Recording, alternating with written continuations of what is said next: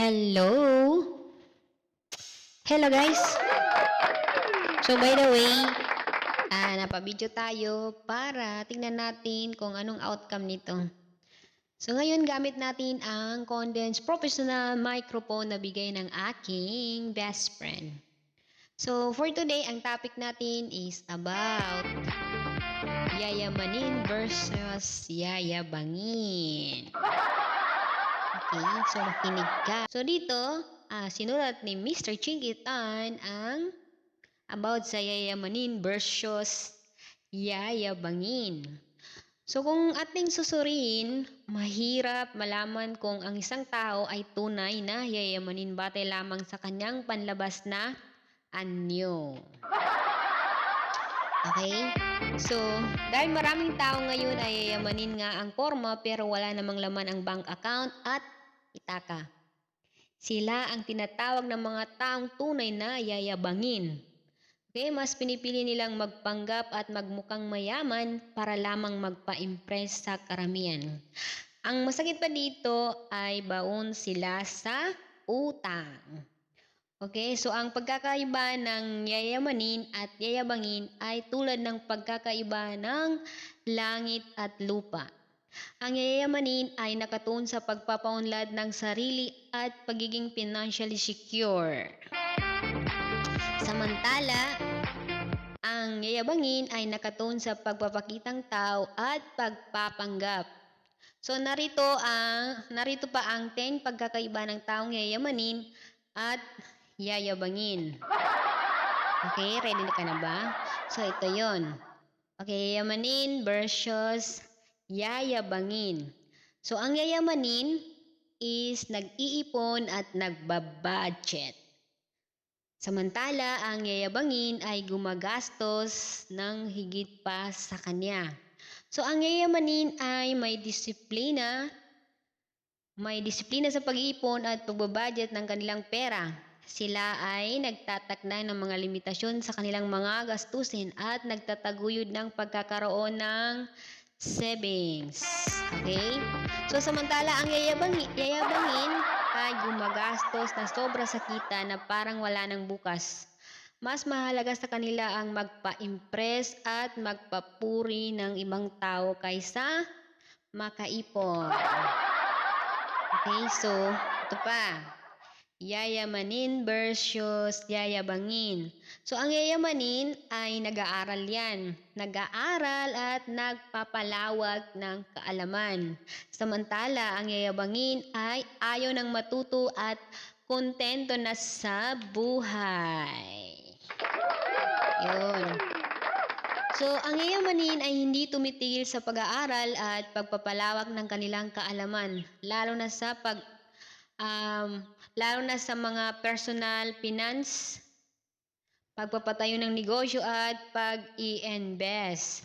Samantala, ang yayabangin ay kontento na sa maliit na income at ayaw nang matuto ng bagong kaalaman para mas lumaki pa ang income. Okay. So, ito pa.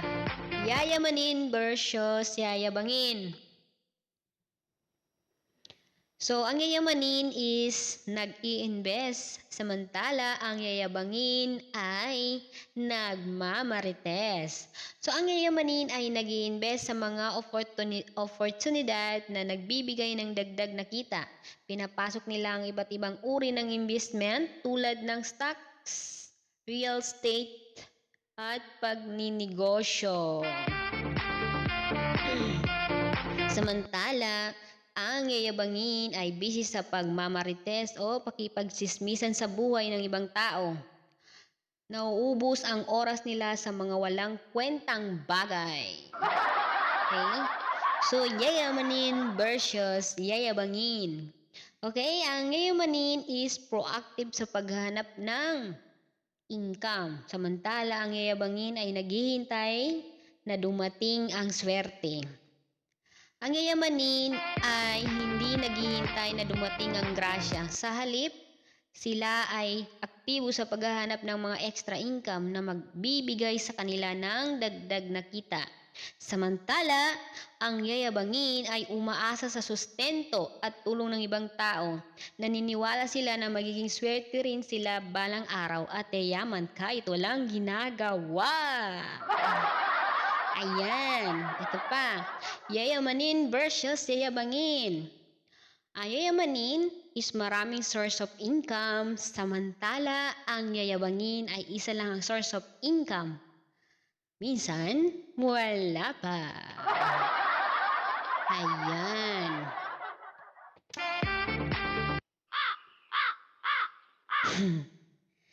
Then, ang yayamanin ay gumagawa ng paraan upang magkaroon ng iba't ibang mapagkukunan ng kita. Okay, sila hindi umaasa lamang sa isang source ng income, kundi nagtatayo ng negosyo o naghahanap ng sideline. Samantala, ang yayabangin ay hindi naghahangad ng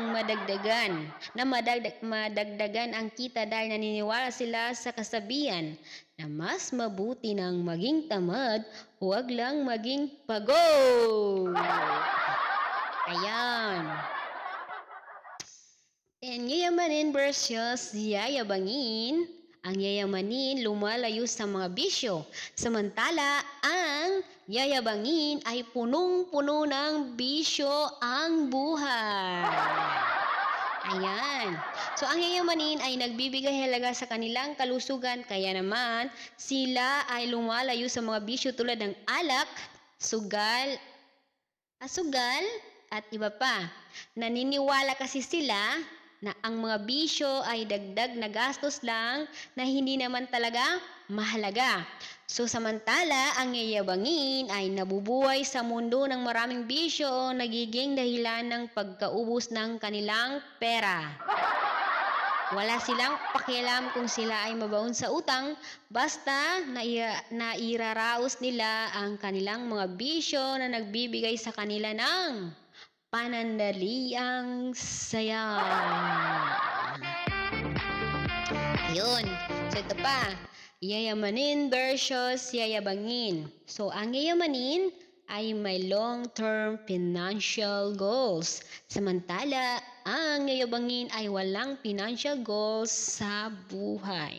So ang yayamanin ay may mga konkreto financial goals para sa kanyang kinabukasan at gumagawa ng mga tamang upang maabot ang mga ito. Okay, samantala ang yayabangin ay nabubuhay para magyabang at magpa-impress sa mga taong nakapaligid sa kanya at hindi iniisip ang kanyang buhay sa hinaharap. Okay, ito pa, yayamanin versus yayabangin. Yayamanin ay ginagamit ang utang sa negosyo. Take 2, yayamanin ay ginagamit ang utang sa negosyo, samantala ang yayabangin ay ginagamit ang utang sa pangluho. Ayan, so hanggang dyan lang, kahit pagod na ako magsalita. Okay, bye-bye.